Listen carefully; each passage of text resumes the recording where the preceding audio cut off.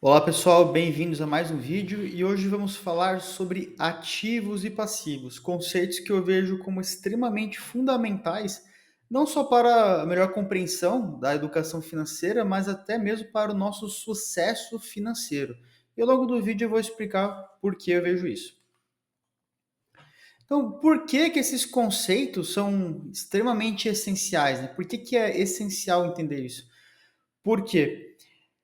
Muitas pessoas, muitas famílias confundem consumo com investimento. É muito comum a gente achar que financiando uma casa própria, podemos considerar isso como investimento. Mas às vezes, dependendo da situação, não é bem assim, porque vai te dar mais dívidas, né? Vai te dar impostos, vai te dar manutenção.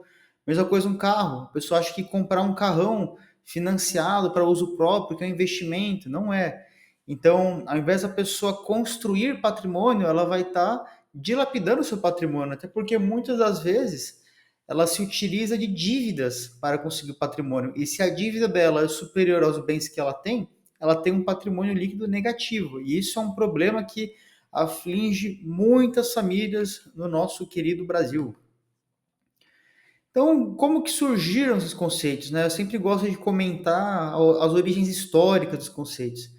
Então, lá no século XV, aquele período lá do Renascimento, nas repúblicas italianas, teve um sujeito chamado Luca Pacioli, que ele era um frade franciscano, e ele sistematizou o que nós conheceríamos hoje como a contabilidade moderna, né? Isso em seu livro A Suma de Aritmética. Então, pela primeira vez, houve a noção ali dos conceitos de ativos e passivos, né? Ele criou o método das partidas dobradas, que se eu estou lançando um débito em uma conta, seja um ativo, eu estou lançando um crédito numa outra. Por exemplo, se eu utilizei caixa para comprar estoques, para comprar matéria-prima em estoque, então eu tive ali um desembolso de caixa e o mesmo valor vai ser para aquisição de estoques. Então, esses conceitos surgiram com esse nosso amigo, Luca Pacioli. Tanto que ele é considerado por muitos ali como o pai da contabilidade moderna. Já muitos séculos depois, especificamente ali no ano de 1997, um outro sujeito chamado Robert Kiyosaki, ele escreveu o seu livro, que é um best-seller, acredito que talvez seja o livro mais vendido em termos de finanças pessoais, que se chama Pai Rico, Pai Pobre. Esse é um livro que eu admito que eu já li 3 vezes, não me canso de ler.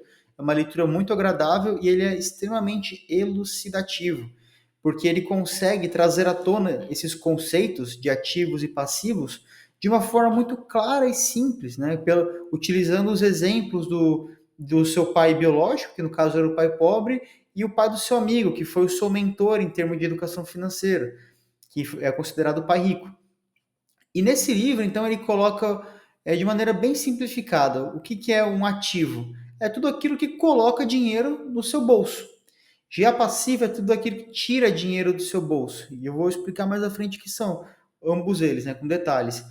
Mas o que importa é que essas definições simplificadas e didáticas do Kiyosaki ajudou milhões de pessoas, milhões mesmo, ao longo desses últimos quase 30 anos, né, de edição, da primeira edição, a realmente melhorar essa educação financeira, né? O que antes isso era restrito muito ao pessoal da contabilidade, e ele conseguiu trazer à tona isso, mostrar o porquê que é importante entender esse conceito. Mas então vamos lá, o que são ativos? Essa imagem da plantinha de dinheiro crescendo, ela acho que a que melhor representa isso, né? Que eles são as nossas fontes de receita, né? Então, é tudo aquilo que gera fluxo de caixa positivo, tudo aquilo que eu adquiro que vai me dar mais dinheiro. Então, os melhores exemplos, né? Investimentos. Se eu tenho, por exemplo, um fundo imobiliário, que eu adquiro ele e ele vai me dando um rendimento mensal, ou mesmo um imóvel, eu alugo, eu compro ele, cuja finalidade é aluguel. Eu comprei imóvel, quero alugar ele me dá um fluxo de caixa positivo. Então ele é um ativo, ele faz entrar dinheiro no meu bolso, mesmo que por vezes eu tenha que me endividar para adquirir. Mas se a finalidade é me gerar dinheiro, então ele é um ativo. Então, ou seja, ele é uma fonte de receita. E receita é o quê? É tudo aquilo que entra no seu bolso, todos os recursos que você recebe.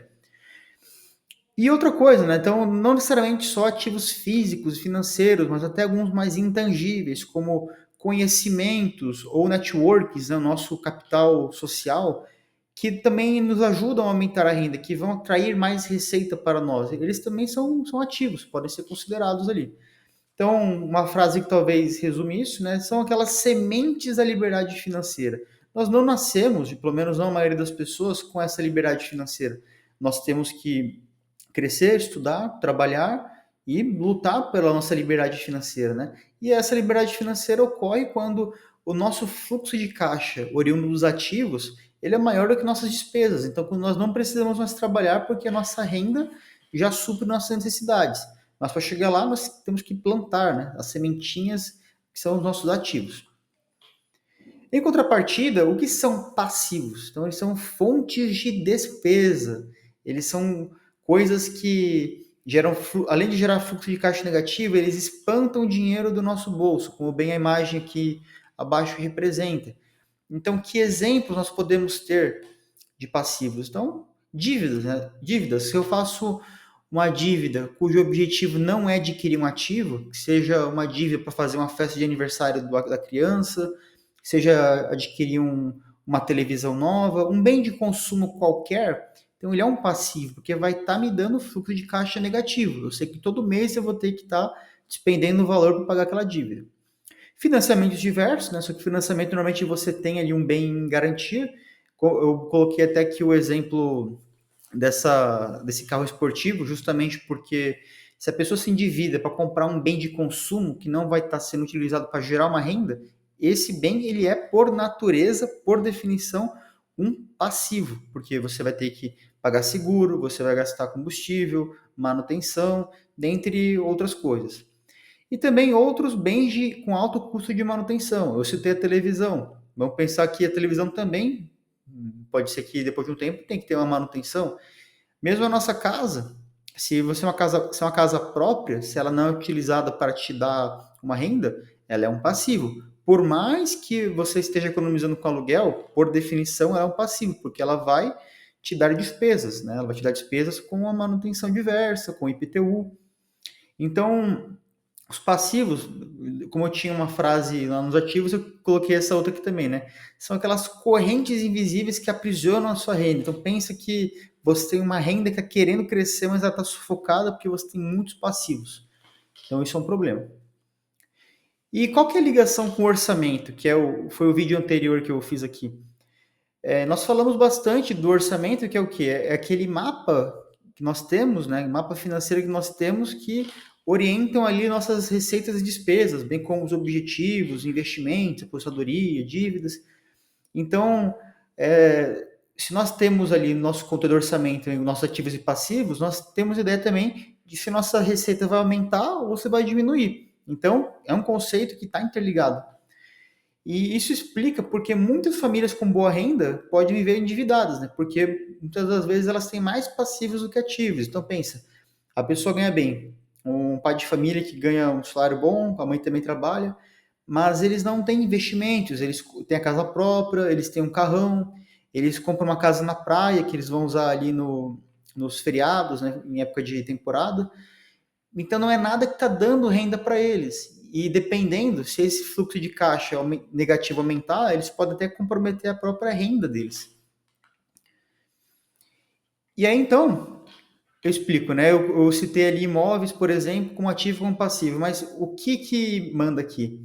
Que não é o objeto que vai ser necessariamente um ativo ou um passivo, mas sim a sua função econômica, tá? Então, o carro, ele é um ativo ou um passivo? Depende. Se ele é para uso próprio, ele é um passivo, porque ele só vai estar te dando gastos. É a parcela do financiamento, é o combustível, enfim, manutenção. Já se você usa ele para aluguel, se você compra um carro e deixa ele alugando, igual o pessoal utiliza para leasing ou mesmo locadoras, se aquilo está te gerando uma renda, ele é um ativo. E o mesmo raciocínio é aplicável também para a casa. Se é uma casa própria, que você está lá morando, ela te gera despesas, ela é um passivo. Agora, se você está usando ela para aluguel, como ativo, então ela te gera renda. Então, é um ativo. Então, o valor não está no objeto, mas sim, como eu disse, na sua função econômica. E a armadilha financeira, que eu já comentei aqui, mas vou frisar, né? Isso é muito importante. que principalmente casais jovens, né? Então, recém-casados, os dois trabalham, estão iniciando ali a sua vida juntos, mas a primeira coisa que fazem, muitas vezes, é um financiamento de uma casa. Legal. Mas, dependendo, não é só casa, é o carro zero, são móveis caros e tudo ali lastreado em dívidas, né? Tudo com captação de dívidas que às vezes podem estar comendo o fluxo de caixa deles. Então, eles estão acumulando passivos, tá? Não é necessariamente riqueza, até porque, como eu comentei no começo do vídeo, eles podem estar tendo o patrimônio líquido negativo, quando os bens, se eles forem ser vendidos, talvez não fossem liquidar as dívidas, tá? Então, qual é o resultado disso? Dívidas longas. Eu estava vendo aqui que boa parte dos brasileiros estão endividados. A renda pode ser comprometida, se de repente tem algum revés inesperado, pode ser que tenha que dilapidar o patrimônio, né? Vender ali por um preço mais baixo e principalmente não tem liberdade financeira, tá? Então isso é uma das armadilhas muito comuns, principalmente para a classe média. E o Robert Kiyosaki fala muito disso no livro dele, tá? Então qual é o caminho para o equilíbrio, né? Não só equilíbrio, mas para você realmente estar conseguindo viver a sua vida, mas estar ali em direção aos seus objetivos. É o quê? É você reduzir passivos improdutivos. Pensa comigo. Se você tem uma casa que você só utiliza ela para visitar ela nas férias, você tem uma casa na praia, por que não de repente deixar num Airbnb alugando e gerar uma certa renda? Então você já está deixando ele mais produtivo, né? Não é aquele latifúndio parado. Você também tem que direcionar recursos para construir a sua coluna de ativos. Então você tem que alocar os recursos naquilo que vai estar gerando mais recursos, porque aí você faz aquela bola de neve, né? Você faz ali com que as coisas aumentem, você pode pegar o seu rendimento e reinvestir ele, e aí vai. E aí com isso, no futuro, os seus ativos podem estar sustentando o seu estilo de vida. Você às vezes não precisa nem mais trabalhar, você pode trabalhar por prazer, naquilo que você realmente gosta. Bom, então, para concluir aqui o nosso vídeo, acho que tudo que eu falei aqui pode ser resumido em uma frase. Ao analisar um bem que seja, você tem que fazer essa pergunta: isso coloca dinheiro no meu bolso ou isso tira dinheiro do meu bolso? Se colocar dinheiro no seu bolso, é um ativo. Se tirar, é um passivo. E nós temos que ter sempre mais ativos do que passivos se queremos ter liberdade financeira algum dia. Esperamos que todos aqui que estão assistindo cheguem um dia a esse objetivo. Tá bom? Então, pessoal, muito obrigado. Se você está gostando da sequência de vídeos, quer conversar, quer entrar em contato, quer tirar alguma dúvida, sinta-se à vontade, escaneie o QR Code na tela e até o próximo vídeo. Tchau, tchau.